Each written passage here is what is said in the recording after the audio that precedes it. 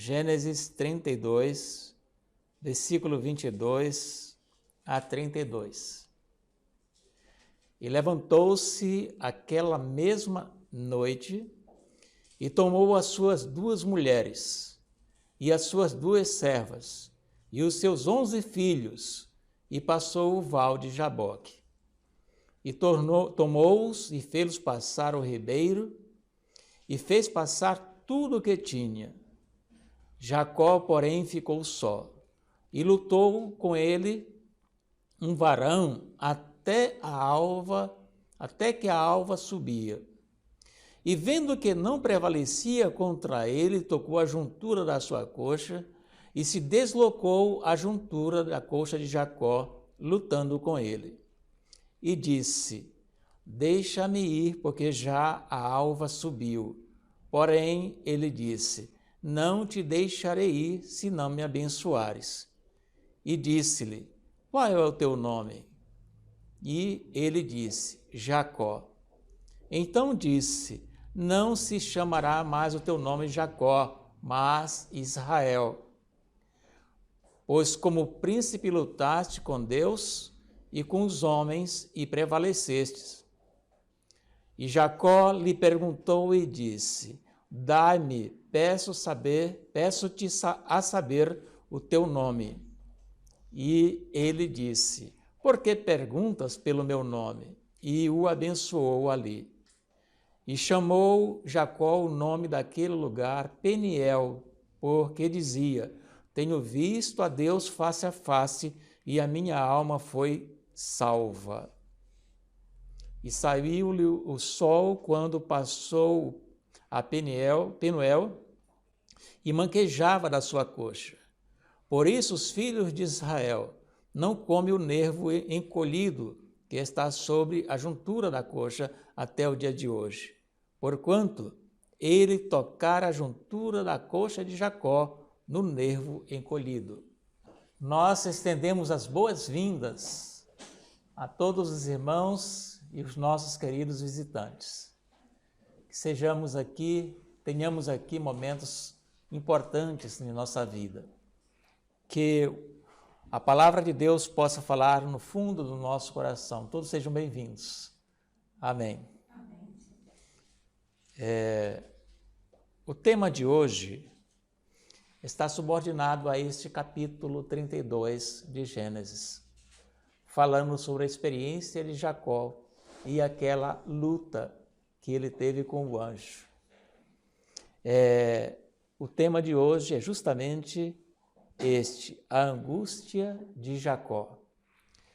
Queridos irmãos, quando nós estávamos lendo aqui a palavra de Deus, nós percebemos um texto muito interessante no versículo Gênesis capítulo 32, versículo 30. Eu gostaria de recapitular esse versículo. E chamou Jacó o nome daquele lugar Peniel, porque dizia: tenho visto a Deus face a face, e a minha alma foi salva. Interessante essas palavras de Jacó. Jacó estava com um problema na alma. Jacó estava com dificuldade, uma enfermidade tremenda em sua alma. Na realidade, antes daquela luta, ele imaginava-se perdido. Interessante quando nós, muitas vezes, nos sentimos perdidos na estrada da vida. Muitas pessoas se encontram perdidos dentro de casa, muitos crentes se encontram perdidos dentro da igreja, muitas pessoas se encontram perdidas no mundo. As palavras de Jacó é que a minha alma foi salva. Que alegria! A experiência de Jacó, depois daquele encontro com Deus, mudou toda a trajetória de sua vida.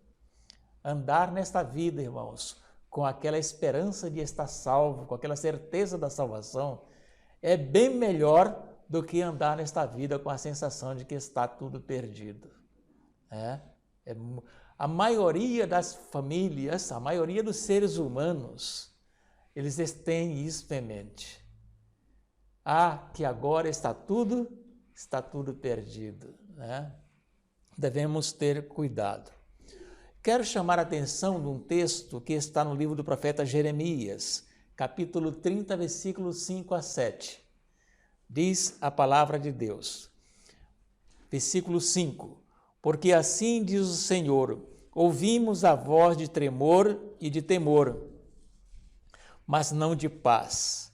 Perguntai, pois, e vede se um homem pode dar à luz, porque eis que vejo a cada homem com as mãos sobre os lombos, como a que está dando luz.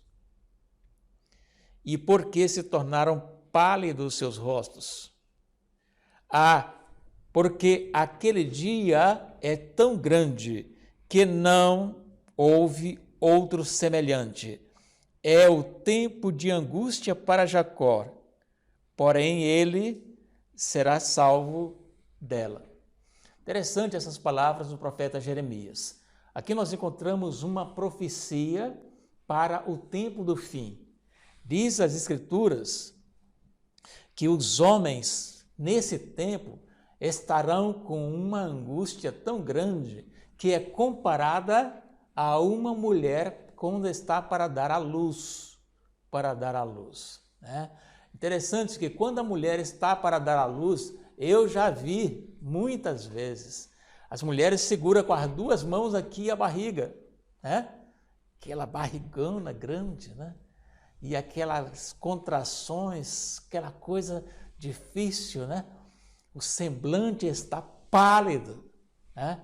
Justamente foi essa descrição que o profeta descreveu sobre um povo que estará vivendo justamente esta angústia. E ele disse aqui que a angústia de dar luz a uma criança e a angústia de Jacó são muito semelhantes. Interessante, por quê? Porque quando a pessoa está para dar à luz, uma mulher está para dar à luz, ela está numa angústia. Mas quando a criança nasce, o sorriso logo estampa em seu rosto. Coisa mais linda é um sorriso de uma mãe após ver o filho em seus braços. Coisa mais linda. Não tem sorriso mais lindo, né, do que esse. Quando a mãe vê o seu filho ali, né, que estava ali causando aquela dor, a mãe esquece totalmente a dor e agora ela expressa aquele sorriso, né? Segundo o livro do profeta Jeremias, diz que esta angústia, o povo será salvo dela, né? Porque segundo as Escrituras, diz que logo após o tempo de angústia, Jesus virá trazendo felicidade para os seus filhos. Será muito maravilhoso. Tem um texto no Grande Conflito que agora quero chamar a atenção dos irmãos para esse texto. Ele é muito profundo mesmo. Todas as vezes que leio esse texto, eu fico refletindo sobre ele e a profundidade, a seriedade e solenidade que tem esse texto. Na página 622, continuando na página 623. Como o sábado se tornou ponto especial de controvérsia por toda a cristandade, as autoridades religiosas e seculares se combinaram para impor a observância do domingo. A recusa persistente de uma pequena minoria em ceder às exigências populares fará com que esta minoria seja objeto de ódio universal. Então, os homens hoje estão coagindo, oprimindo o povo a tomar a vacina, né? São obrigados. Quem não tomar a vacina depois serão sancionados, né? Nós estamos vendo isso aí, né? Bom, o que vai acontecer? Eles vão também, muito em breve, lançar um decreto para que todos guardem o domingo. Quem não guardar o domingo serão alvo de um ódio universal. Um ódio universal por causa do sábado. Não será por causa da vacina. Será um ódio universal por causa do sábado. Veja só o que diz o texto. Instruir-se-á em que os poucos que permanecem em oposição a uma instituição da igreja e lei do Estado não devem ser tolerados. Que é melhor que eles sofram do que a nação inteira, nações inteiras sejam lançadas em confusão e ilegalidade. O mesmo argumento há 1800 anos foi aduzido contra Cristo pelos príncipes do povo.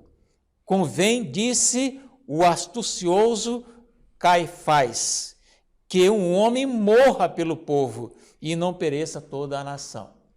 Está dando para entender? Então, Cristo foi morto para que a nação não perecesse, na mente de Caifás. Bom, este argumento parecerá conclusivo. Expandir-se-á, por fim, um decreto contra os que santificam o sábado do quarto mandamento. Então, os Estados Unidos vai fazer um decreto contra os observadores do sábado, denunciando como merecedores dos mais severos castigos e dando ao povo a liberdade para, depois de certo tempo, matá-los. Irmãos, vamos fazer uma reflexão aqui. Desde o início do mundo, os fiéis foram severamente provados e levados à morte, tá certo? Quando eu falo desde o início do mundo, é porque nós poderemos ver Adão tinha quantos filhos? 12 no princípio, que estão escritos o nome na Bíblia. 2. Um era fiel e o outro era infiel. O infiel matou o fiel. Certo?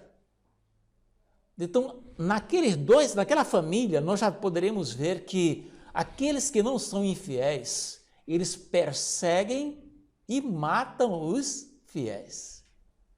Assim aconteceu com os patriarcas, assim aconteceu com os profetas, assim aconteceu com Jesus, assim aconteceu com os apóstolos, assim aconteceu com os valdenses e os reformadores.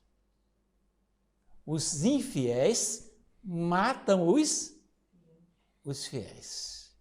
Tá certo? Quero dizer para os irmãos que nós precisamos nos preparar, irmãos, porque os fiéis poderão morrer, mas irão ressuscitar para a glória de Deus. Os fiéis poderão morrer, mas irão ressuscitar para viver eternamente com Jesus. Certo? Os fiéis poderão morrer, mas a garantia é certa, é vida eterna. Certo?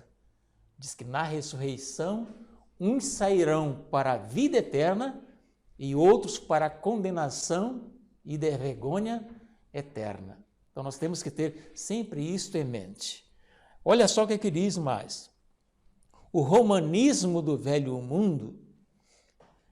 Mundo, e o protestantismo apóstata no Novo adotarão uma conduta idêntica com aqueles que honram todos os preceitos divinos, certo? Todos os preceitos divinos. O povo de Deus será então imerso naquelas cenas de aflição e angústia descrita pelo profeta como sendo o tempo de angústia de Jacó. Assim diz o Senhor: ouvimos uma voz de temor, mas não de paz, porque se tem tornado macilentos todos os rostos. Como aquele dia é tão grande que não houve outro semelhante. É tempo de angústia para Jacó, ele, porém, será livrado dela. Vamos falar um pouco agora sobre a noite de Jacó, lá no livro de Gênesis.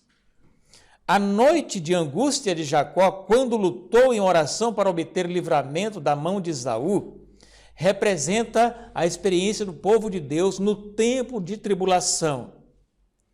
Por causa do engano praticado a fim de conseguir a bênção de seu pai, destinada a Esaú, Jacó havia fugido para salvar a sua vida, alarmado pelas ameaças de morte feitas por seu irmão. Jacó saiu de casa por quê? O seu irmão o havia ameaçado de quê? De morte. E se ele ficasse, será que ele matava mesmo? Hã? Irmãos, ele matava Jacó. Não tinha outra saída. Ele matava. Tanto é que matava que a própria mãe, conhecendo quem era Esaú, disse, vem cá, filho, te prepara aí e foge, porque ele vai te matar mesmo. A mãe cria que ele matar, que o filho matava o outro. Entende? Agora, irmãos, isso tem uma ligação conosco. Depois de ficar muitos anos como exilado, pôs-se a caminho por ordem de Deus para voltar com as suas mulheres e seus filhos, rebanhos e gado ao país natal. Chegando à fronteira da terra, encheu-se de terror com a notícia da aproximação de Esaú à frente de um bando de guerreiros, indubitavelmente determinada a vingança. A multidão de Jacó, desarmada e indefesa, parecia prestes a cair desamparadamente, como vítima da violência e morticínio. Os irmãos percebem? O exército de Esaú estavam como? Armados. O exército de Jacó, completamente desarmado e indefeso. Jacó nunca foi um homem de luta. Jacó nunca foi um homem de guerra. Sempre foi aquela criança, aquele jovem, aquele adolescente, dentro de casa, cuidando da mãe. Não pegava em arma de guerra. O irmão dele sempre com arma para atirar nos animais, caçador, guerreiro. E ao fardo de ansiedade e temor, acrescentou o peso esmagador da reprovação de si próprio. Ele tinha em si um fardo pesado, que ele repreendia a si próprio aliás, em outras palavras, ele não conseguia se perdoar por ter roubado a primogenitura do irmão e por ter enganado o seu idoso pai. Ele levava aquilo na mente por anos. Não tinha perdão, não tinha paz. Bom, o seu pecado que acarretava esse perigo, sua única esperança estava na misericórdia de Deus. Sua defesa única deveria ser a oração. Todavia, nada deixa de sua parte por fazer a fim de expiar a falta com seu irmão e desviar o perigo que ameaçava. Assim como, olha só, irmãos, assim, ao aproximar-se do tempo de angústia, deve um seguidor de Cristo esforçar-se por colocar em uma luz conveniente perante o povo,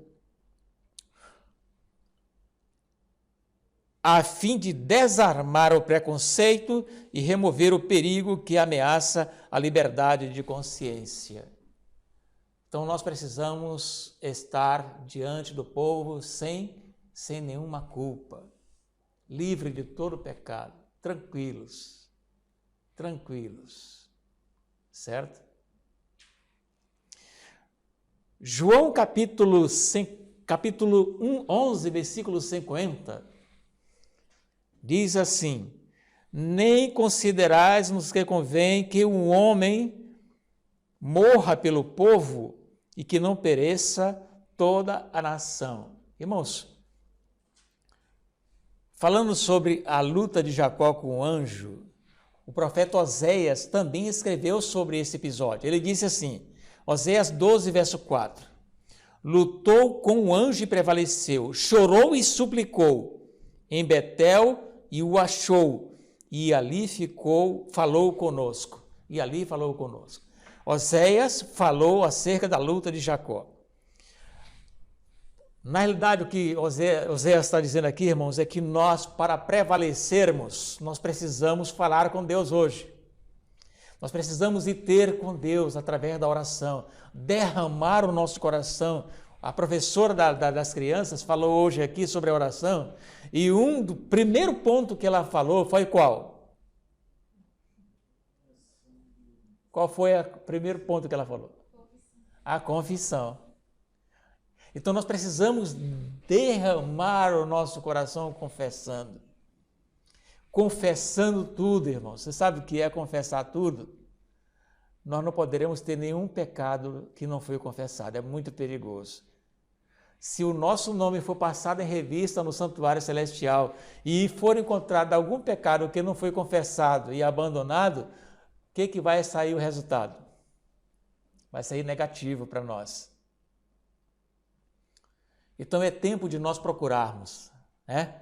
Pecados não confessados, né? Eu sei que nem todos os irmãos já pararam sobre isso, já pararam e memorizaram e tentaram lembrar os pecados que cometemos. Há pecados que nós cometemos hoje que amanhã já nós não lembramos, esquecemos. Mas há alguém que não esquece os nossos pecados. Porque cada um de nós temos um anjo que anota tudo. E esse anjo não é um ser humano como nós, que esquece as coisas. O anjo, ele anota até mesmo um olhar falso nosso. É ou não é?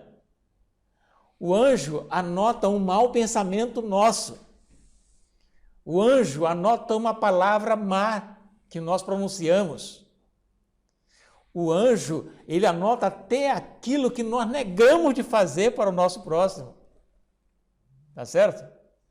Lá na parábola do bom samaritano, os irmãos lembram que passou... Quem foi o primeiro a ver o homem caído? Quem foi? O sacerdote. O sacerdote passou, olhou o homem caído e não fez nada. Interessante isso aqui. Mas por que foi anotado lá? Segundo nós poderemos ver, estava ali apenas o sacerdote e quem mais? E o moribundo. É ou não é? Mas na Bíblia menciona o caso desse sacerdote. Quem que anotou? O anjo anota tudo que a gente não faz para o nosso próximo. O anjo anota tudo. Outra coisa, nós precisamos confessar, precisamos de arrependimento, muito arrependimento. Precisamos abandonar todas as coisas erradas, abandonar todo o pecado e viver livre, para que quando a ameaça chegar, nós não tenhamos medo. Tá certo? Irmão, depois daquela trajetória, depois daquela luta intensa, quando ele obteve a salvação da sua alma, ele ficou tranquilo para se encontrar com Esaú. Ele foi, certo? Ele foi. Se encontrou com Esaú. A coisa que mais me impressiona no livro de Gênesis é o encontro de Jacó e Esaú. É o encontro de José com os seus irmãos. É ou não é? É. Jacó, quando se encontrou com Esaú, o que ele fez? Ele se lançou no pescoço dele, abraçou e o beijou. E choraram os dois juntos. Choraram. Jacó, com o coração todo agradecido agora por o irmão ter abraçado, disse, agora quis dar um presente para ele, né? O irmão dele, não, eu sou rico demais, eu não quero presente nenhum. Não, mas eu faço questão que você... E a humildade dele, você é o meu chefe, você é o meu servo, é o meu Senhor, você é o meu Senhor, né? A humildade de Jacó, né? Irmãos, quando nós estamos salvos, nós somos servos, nós somos humildes, nós consideramos os outros superiores a nós. A lição da Escola Sabatina veio falando que nós temos que abandonar esse espírito de superioridade. Quanto mais salvo nós tivermos, mais humilde, mais servo nós seremos. pela humilhação, arrependimento e submissão, aquele mortal pecador falível prevaleceu sobre a majestade do céu. Firmara as mãos tremendas nas promessas de Deus, e o coração do amor infinito não poderia afastar a defesa do pecador. Como prova de seu triunfo e animação a outros para limitarem o exemplo, seu nome foi mudado de um nome que lhe recordava o pecado para outro que comemorava a vitória. Então Jacó era chamado Jacó, que quer dizer o quê? Enganador. E foi trocado, foi substituído por Deus para ser chamado agora Israel. Qual é o significado de Israel?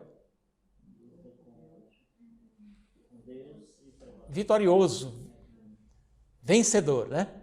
Vencedor. Bom, não mais teve receio de enfrentar a ira do irmão, pois o Senhor era a sua defesa.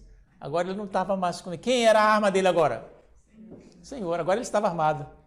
Os irmãos lembram que Paulo pede para nós sermos revestidos de toda a armadura de Deus? É a armadura de quem? De Deus, não é nossa. Então, quando nós estamos revestidos da armadura de Deus, os nossos inimigos virão, mas nós estaremos como? Tranquilos, tranquilos. Né?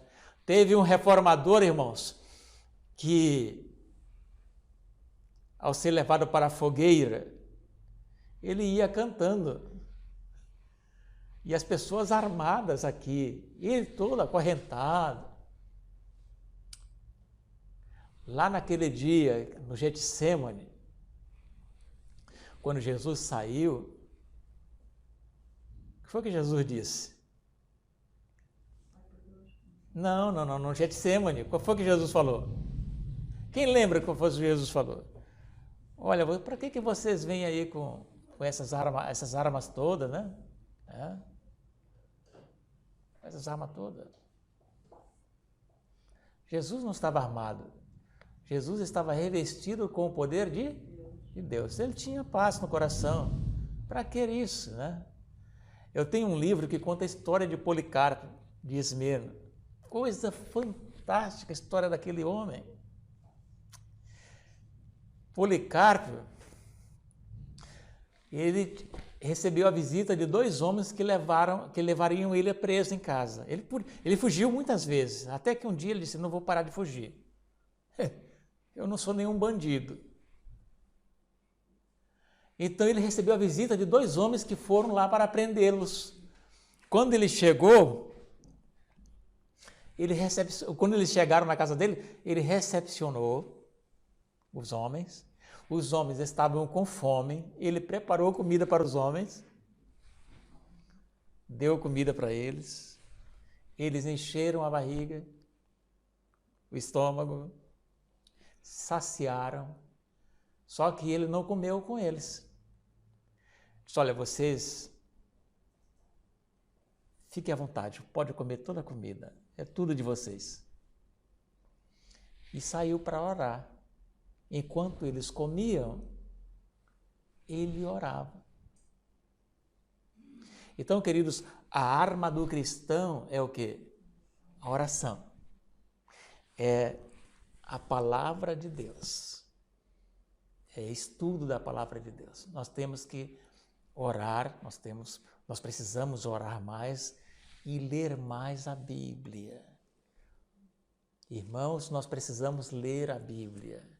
Está dando para entender a minha linguagem?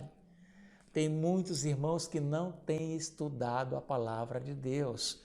Quem não estudar a palavra de Deus agora vai sentir falta. Porque lá no livro do profeta Amós, o profeta Amós é bem claro quando diz que vai vir uma fome, não de pão, e sede não de água, mas de ouvir o quê? A palavra de Deus.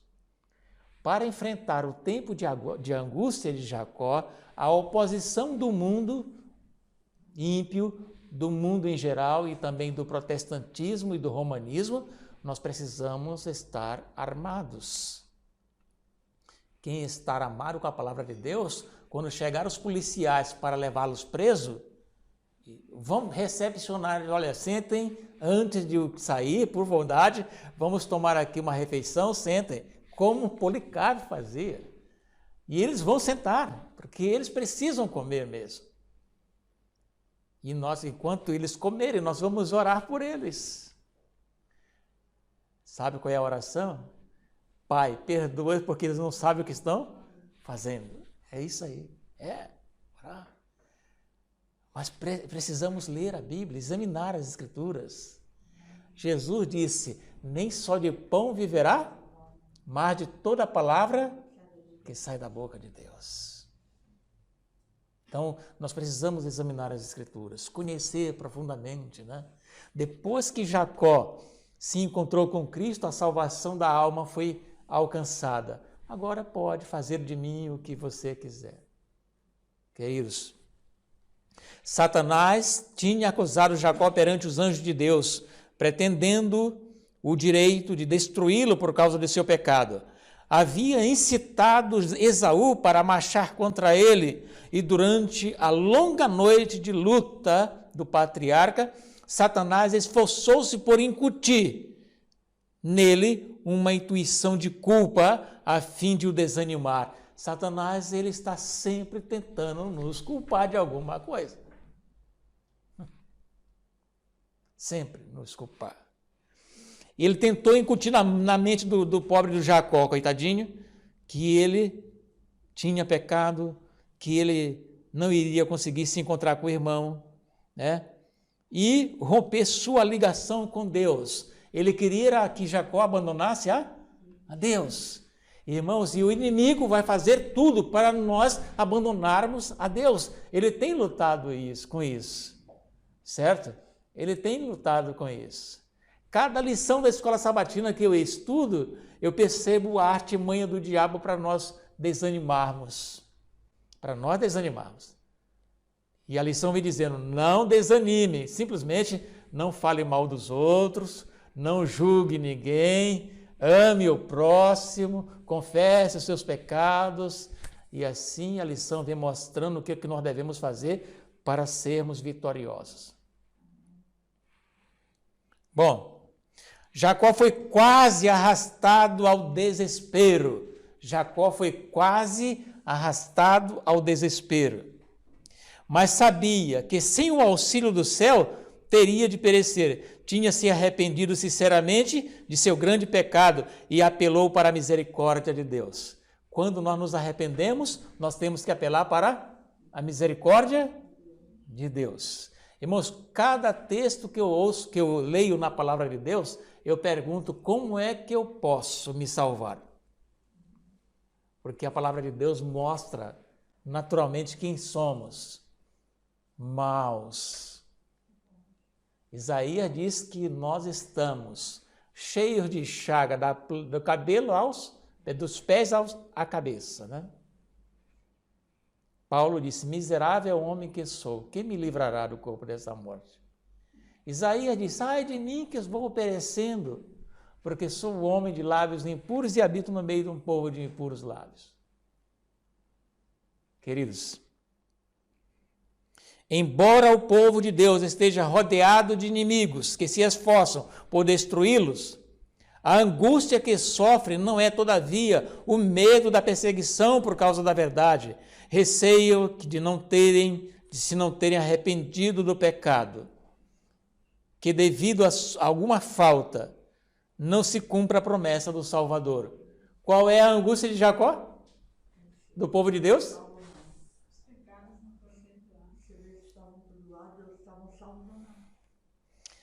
E a incerteza da salvação, certo? A incerteza, eu não tenho certeza que se meu pecado foi perdoado. Então isso vai trazer o quê? Uma angústia, uma angústia, uma angústia.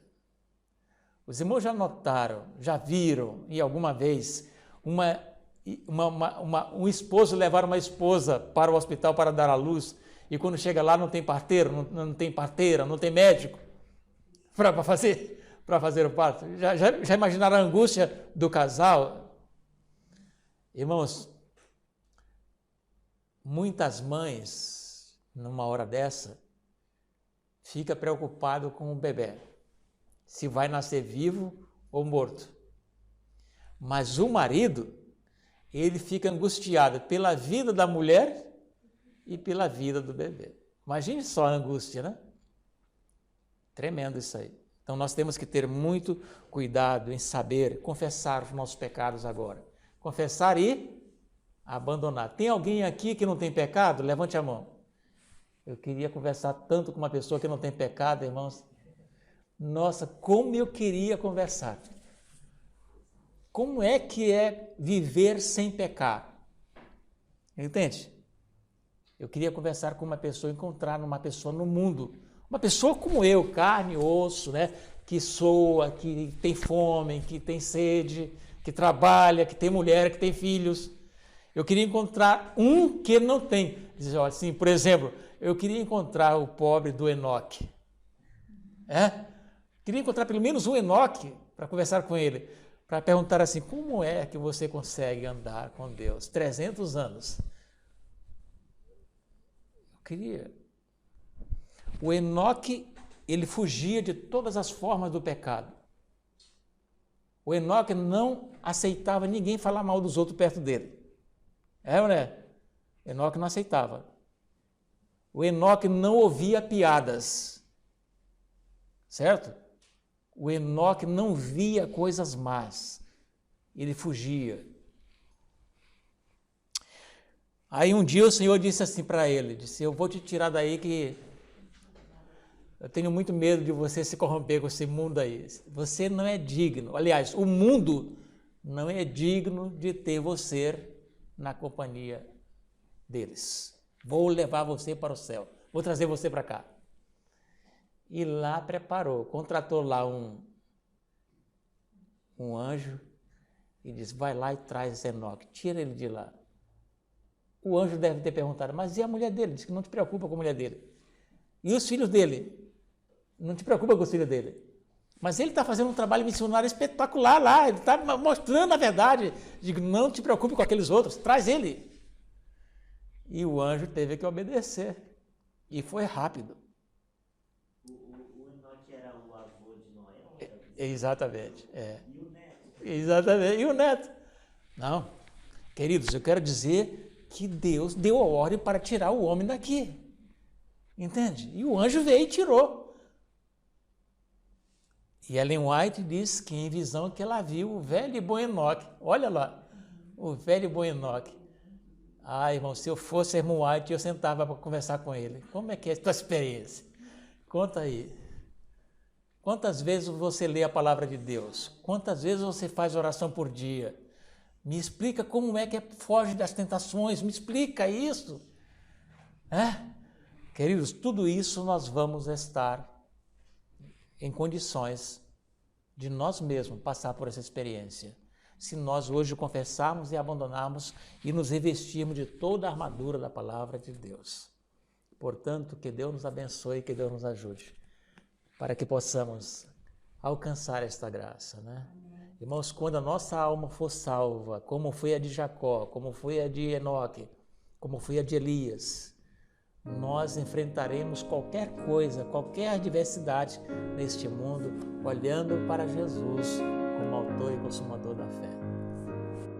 Que Deus nos abençoe e que Deus ajude a cada um dos irmãos. Amém. Ao sentir